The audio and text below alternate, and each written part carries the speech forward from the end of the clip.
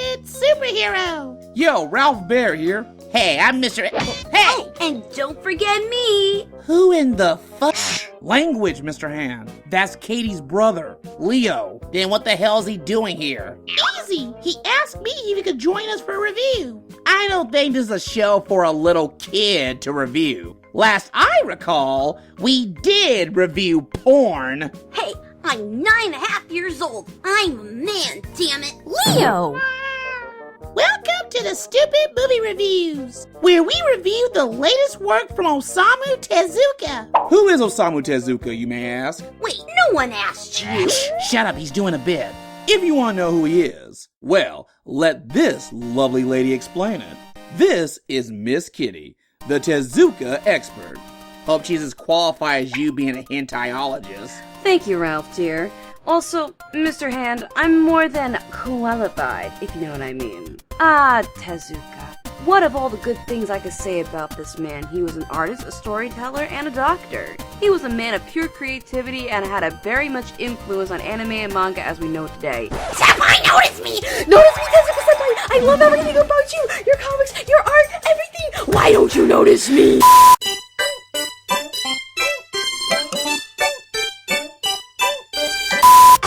Dr. Osamu Tezuka was born on November 9, 1928, and was drawing from a very young age. Inspired by Disney and American comics with also the world around him, very innovative for his time, with his comics decompressing cinematic storytelling with also addressing many worldly issues and with dark undertones. Tezuka created many beloved characters that are still recent in Japan's culture today. His works from Astroboygf was one of the few very first animes that was dubbed in English as well. Ranging from children to adults, his stories were very wide and for anyone to enjoy. Without Osamu Tezuka, anime would not be the way it is today. For more cool facts and details of the guy, just click on the links down below for the documentaries featuring this Tezuka guy. This review has been commissioned from DeviantArt by Platinum Man Axel. You know what? That's an awesome name. Up top. If you guys want us to have our stuff with our video review commissions, $5 are for creepypasta reviews, $10 are for web-related reviews, like web comics, web animations, machinima, and $20 for movie reviews.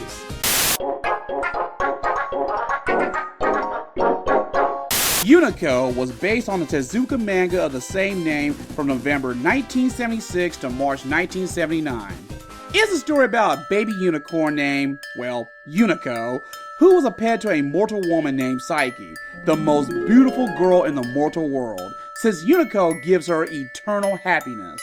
But the goddess Venus is jealous of a mere mortal woman being much more prettier than she is, kidnaps UNICO from Psyche to make her unhappy, and commands the West Wind to take UNICO away, where he will be forever cursed to wander alone and forget everything he remembers and cares for. So, Venus told the West Wind to take Unico away, but not the pretty little girl? Wouldn't it be better to go all mirror, mirror on the wall, send somebody else to like her instead, and maybe keep the unicorn as a pet? That'd be cool, right? Yeah, point.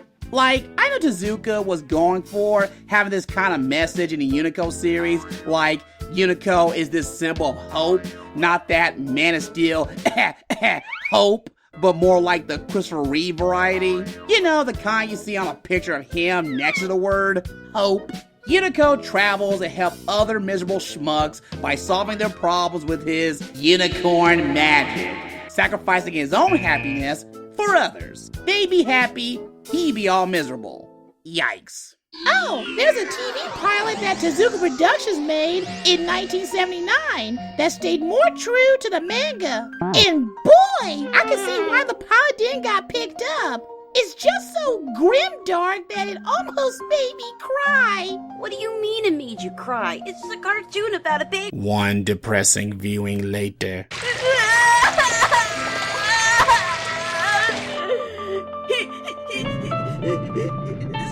Why would we? He was so good. He was saying the little girl. He was so cute. He was so full and strong. He was so strong and he was able to save him.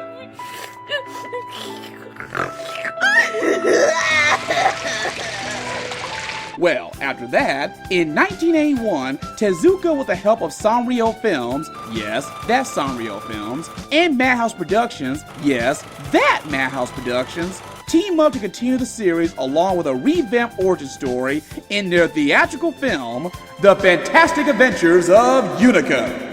So, once upon a time, there was a baby unicorn named UNICO who has the power to make everybody in the whole world happy.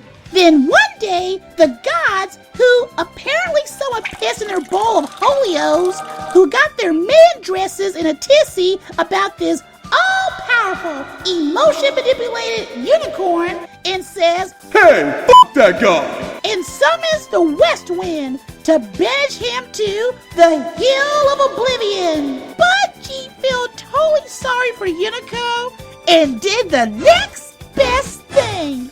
She took him off to the edge of the world where he forever wander all alone for all eternity. Yay!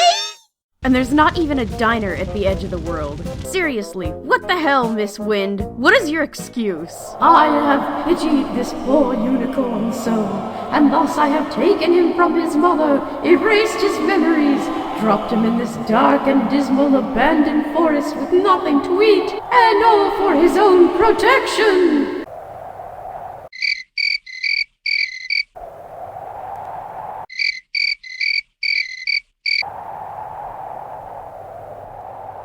I have the moral high ground. Yeah, go on, fly on! Go screw over someone else's life, why don't you? You menace!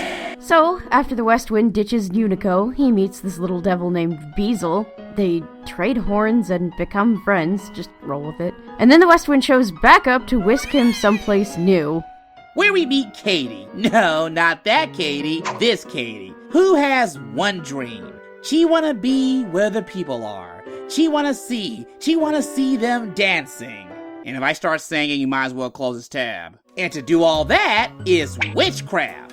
Okay. But Unico shot that down immediately, saying that witches don't exist. So, screw your witches conventions, nigga. But by the power of unicorn magic, and mostly pity, Unico changes Katie into a human woman only for her to get abducted by the evil Baron, forcing Unico, and for some reason, Beezle, team up to stop and defeat Baron, who transforms into his almighty demon form. After some close calls, Unico transforms into his all-powerful alicorn form and one-hit spears the Baron, the ghost, devil, demon, whatever, saving the day, made his new friends happy, and has to be carried off once again by the West Wind. Now, compared to the more dark and somber TV pilot, The Fantastic Adventures of Unico's tone is a lot more balanced out, showcasing more cool moments, action, songs, and most importantly, mixed, bad, old school English dubbing, with Barbara Goodson as Unico getting the best performance of the bunch, and characters like the Baron and Beezle. What do you think you're doing here? You... We could have a friendly conversation, huh? Or play hide and seek, huh?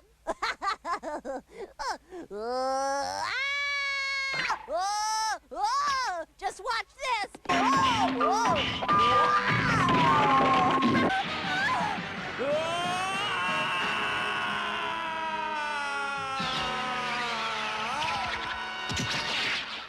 Being the worst of the bunch. The biggest issue with this movie is that they fixed the tone, but in return, they now have a narrative that feels more like two story arcs meshed into a single movie, which really shows that Unico was intended to be more like a televised series. But again, TV pilot never got picked up. If it was a televised series, then the narrative would feel a lot more natural, with more episodes taking time with his world building and characters, and not like in the movie where, to put it bluntly, shit happening.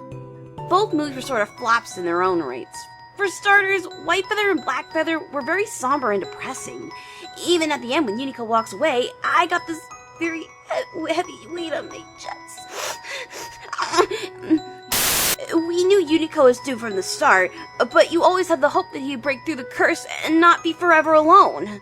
However, with the Fantastic Adventures of Unico, the story was all over the place. I feel like I went off to school, and then I went to the candy store, and then I ate too much, and then I got sick and went home. Sometimes the story was super dragged out with all the characters from Unico interacting throughout the film. While Unico had the potential of being a very good fairy tale-like story with both incarnations, they didn't take away the fact that it could have bloomed to something amazing and heartwarming story for kids. But I will say that the charm of where you get to know Unico and company that keeps a very special place in our hearts. You know, thinking about it, could Unico represent our childhood innocence and how we dream about places of magic and dragons and fantasy worlds, and then growing up realizing that the world can be such a horrible place? I feel that the symptoms of Unico are not just our hopes or our childhood selves, and how we keep that still alive, hoping that it will turn all right out in the end. So maybe unicorns are real! I believe in unicorns! I think Ray's gone bye-bye, Egon. I believe in unicorns too, Leo. You do? Come on, let's march to support our right in believing in unicorns! Oh, heck yeah! Can we focus? I swear, I'm babysitting a bunch of dunces. The film that we'll be putting our focus on today is the sequel to the Fantastic Adventures of Unico, Unico and the Island of Magic. Filmed in 1983, written and directed by Moribi Murano, we pick up right where the last film left off with the West Wind, the patron saint of bad parents everywhere. Seriously, she may as well have left him at a train station on Christmas. Eve. It was only Christmas Eve. I know. And you know the drill. Unico is lonely, he's hungry and thirsty, and then Heathcliff shows up. That's cool. This here would turn out to be an awesome crossover. Oh no! Not another obnoxious bully character. Let me guess. He's gonna act uber douchey towards Unico, and thanks to the concept of friendship is magic, he'll be another ally to Unico who we'll never see again knowing this rather short-lived series. Oh wait, never mind, thank God. After Unico has the common sense to back off from Heathcliff and the alley cats, Unico discovers all the animals being attracted to some strange music where we're introduced to... That cat has nards? How did that ever get passed by the censors? Well...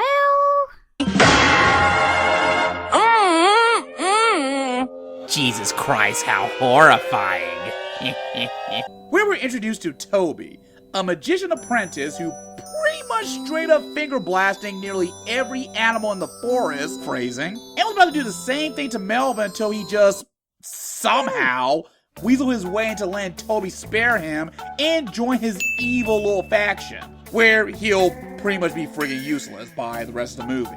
No, seriously. All he does is spout out some old BS, only for Toby to Quiet, you. and we never see much of him until he was taken out at the climactic finale of the movie. Might as well never use him in the first place if you have nothing profound or useful to do with him. Unico goes down towards a village where he meets his latest new friend of the week, Sherry and her family, where he later learns the shocking secret about this family. The villain Toby is her estranged older brother.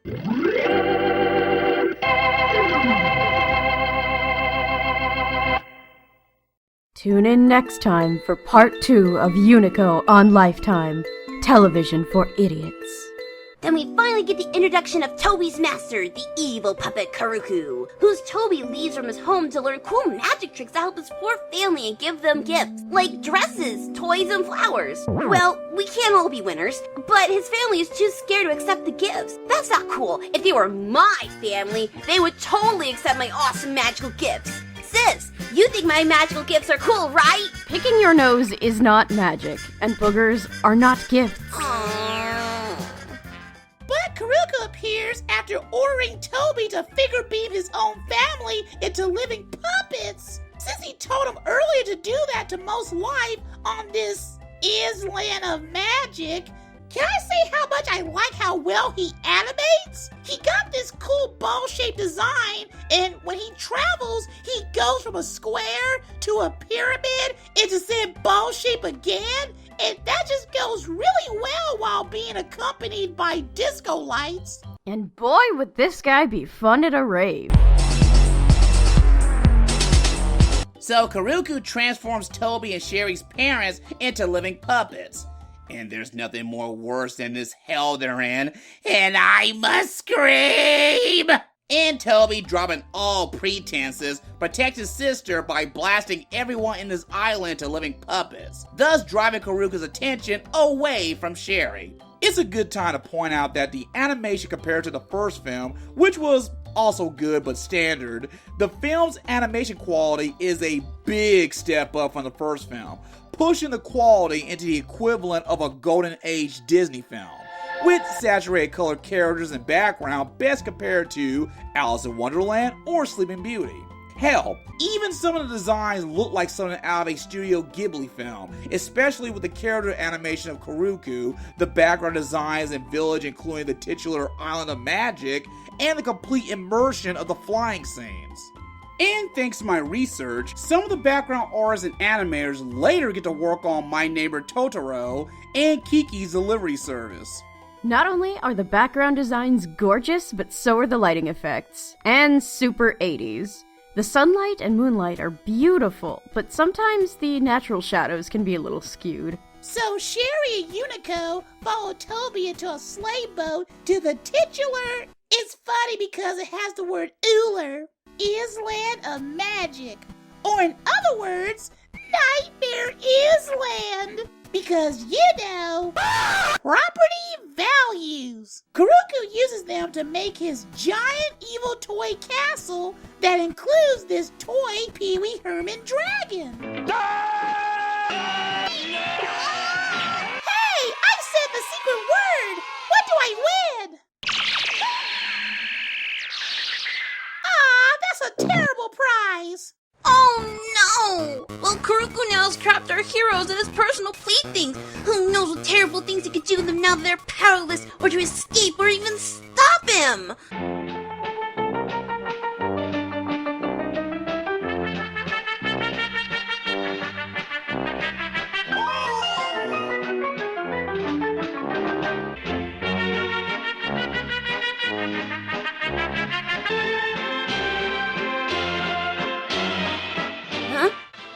Alright, apparently the bad guy of the movie acts in my age.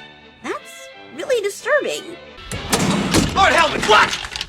You're needed on the bridge, sir. Knock on my door! Knock next time! Yes, sir. Did you see anything? No, sir. I didn't see you playing with your dolls again. Good! Then the plot kinda goes on a bit of a detour. Toby, now feeling pity towards his sister Unico, turns them back into living beings, unbeknownst to his master Karuku in the Valley of the Demons, where Toby was ordered by Karuku into turning all said demons in the valley into more living puppets.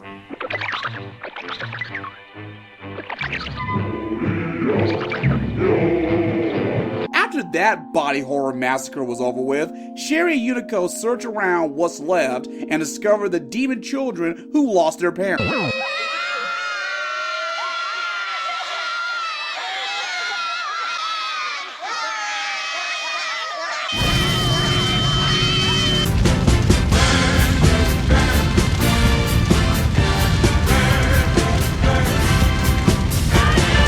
To clean out all the blood in your ears, the demon children told Sherry and Unico to go find the Sphinx. But she wasn't home that day, so they got her daughter instead. And even though she doesn't know how to beat Karuku, she knows somebody who does.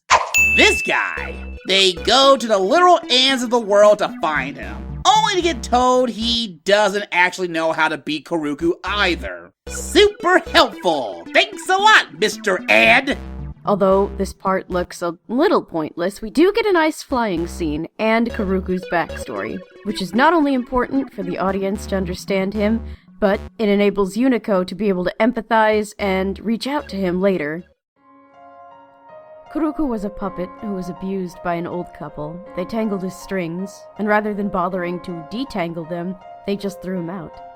He washed up on the shore at the end of the world, where all of the junk that humanity loses track of winds up, and through the magic of pure hatred and the sun, he becomes animate. Apparently sunlight works on flowers, Kryptonians, and evil puppets. Because fairy tales. So, the dynamic trio of UNICO, Sherry, and Maurice team up to take on that dastardly evil puppet Karuku by making a round trip back to his castle and face his pet Pee-wee dragon, only for him to fall to his watery death and all those puppet people he recklessly smashes into. Guys, let's honor them. Boo, boo, boo. Boo, boo, boo. Boo, boo, boo. Boo, boo, boo. Boo, boo,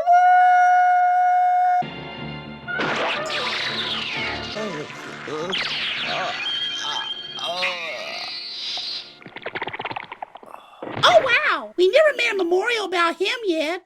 So, UNICO tries to be friends with Karuku, and Karuku loses it. The whole island's falling apart, and everyone around is trying not to get smashed by the walls of not-so-living puppets who were built out of it. And finally, the friendship speed was too much for Karuku, and UNICO kills him with the power of love. No, guys. It plays out so much cooler than it sounds. Trust me. Or instead of saying out loud, you've got to believe in the power of love. Sailor Moon. Or even saying friendship is magic speech. Blech. After UNICO stabbing him with his unicorn horn, he actually says my bad to Karuku, showing him how much he cares and how he ended up accidentally hurting the guy, since UNICO is in the same situation. Being mistreated by the gods, UNICO's only outcome is that he didn't become a villain, making the connection feel so much stronger and more sadder, since UNICO knows the meaning of love since he experienced before taking away from his mommy like Karuku, who never understand the meaning of it. Thus, when he died, he did experience the meaning of love for the first time. Not only did he die sadly from it, but went out on a positive note. What? Ew. So, thus everyone, hopefully everyone, is turned back to normal, Sherry and Toby reunited with their family, and West Wind, being the terrible person that she is, yanks UNICO away from his new friends of the week and goes on another adventure which we'll never see because this film series ended before going anywhere with it. UNICO's creator, Tezuka, died before even finishing it. Apparently no one in Japan gives two about giving him back. I mean, what's going to happen to UNICO? Will he find new friends? Will the gods stop hounding him? Will he ever get back to his mother, owner? I don't fucking know. At least give this little guy a happy ending. This isn't Bill Bixby here. He doesn't go walk off to the sunset with the damn music going, fuck off. I want to know, damn it. Curse you, West Wind, you hypocritical Okay, then. Overall, this movie compared to the pilot and first film is a big improvement over the other, but still not perfect in some aspects. While the first movie's narration being treated as shit happening, and that the writers try to tape together in what looks like a narrative, this film has more focus and goes straight to the point. Hero must stop villain and pull an innocent away from the dark side. UNICO has more motivation, has a supporting cast that has a purpose, and a villain that isn't shoehorned in. The story is simple to follow and isn't too terribly complicated. It has layers underneath of all the cuteness to analyze, but mostly through second viewing. This is the best My Little Unicorn movie ever! Way better than those Equestria Girl movies! It has all the cool, pretty colors, visuals, and the animation is more Disney-esque than any one of Tezuka's previous stuffs we've seen thus far. I like the cool worlds, the more fairy tale-like structures, even if it doesn't make sense in fairy tale standards, I guess. And the characters we're all gonna love and adore, except for those valley demon babies. They will not be missed, no. Although I'm not usually up for sickeningly sweet adventures, this little unicorn won me over. I mean, despite him being overtly friendly, he's a realist. He has doubts, he gets annoyed, I can't believe I'm saying this, but this unicorn might be the most realistic child I've ever seen in anime. And Kuruku quickly joined my pantheon of favorite villains. Despite his background being a little fairy tale, he's still a really relatable character. Overall, I give this 8 out of 10 horns. Final thoughts? Thinking about this whole movie along with the other two are quite poetic. But in many ways, Tezuka failed to execute his story with the fact that UNICO was the one who suffered versus the girl who was targeted in the first original story. With this one, UNICO and the Island of Magic, Kuruku is quite a dynamic character. Kuruku, the puppet master, was super hurt and trying to get his revenge on humans for being treated so badly. Thus, UNICO showed Kuruku love, pure intent likeness or love, or genuine caring. In a final wrap-up, I feel UNICO is a symbol for love and for our inner child and all the hope and wonder that is always inside us, and it stays with us as we grow old. In a nutshell, Tezuka, while a great story writer and artist, it sort of flopped too. But personally, I like it, minus the fact of being a hardcore Tezuka fan. I mean, how can you not like UNICO? He's so cute.